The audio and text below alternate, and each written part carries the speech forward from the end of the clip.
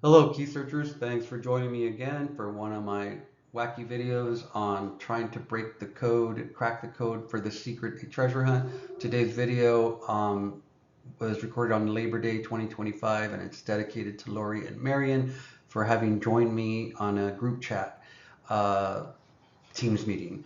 The clues today are all about the 1906 earthquake and fire, so let's jump into it. Uh, Here we have the pedestal table in image one that is comprised of the cable car system. The bell is on the clock on the tabletop, which happens to be the roundabout or turntable for the cable cars. And then, of course, we have the silhouette of the cable car body itself holding up the table.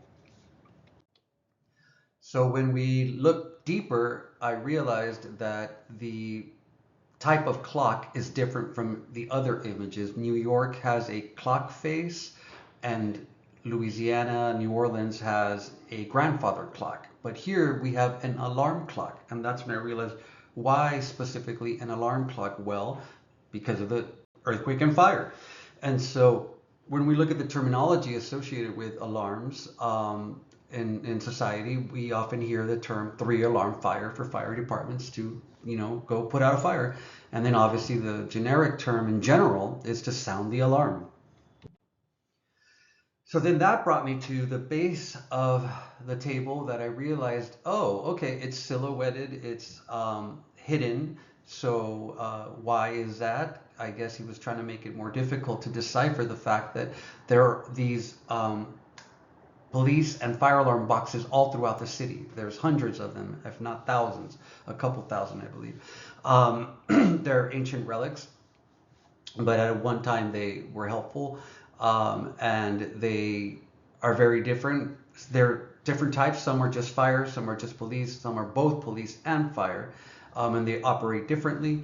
The police system one works off of a telephone system now, and the fire alarm is a telegraph system. So even though I believe this is meant to represent sounds from the sky, when you pull the fire alarm, it doesn't actually make a sound. What it does is it telegraphs a message.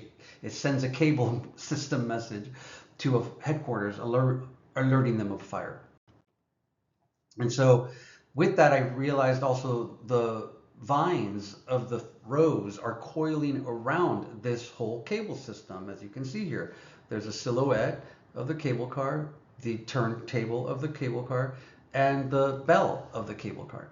And so here's an example of the blue police box being used by a police officer. You can see the telephone cord that coils just like the rose's vine.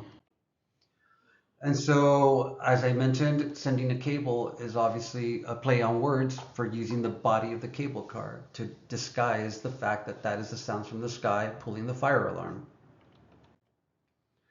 And here's some bonus clues that I think may be related. It is only until now that it's dawned on me that the woman's hair is wiry. It's like messy, it's tangled, which I think is maybe also a clue to the cable wires, the cable car system. Um, and then somebody else, I believe Marion might have brought up that the E could be for a hook. It looks like a hook or electricity, since obviously the Department of Electricity operates the police boxes, as well as the fire alarm system. They're obviously electricity based. And then I thought, which is obviously stretchy here, that the E shape upside down actually looks like an ear, again, drawing us to the sounds from the sky. With that, let me know what your thoughts are in the comments, and I'll be posting a video as well that has a lot of educational information about the history of the police and fire boxes throughout San Francisco.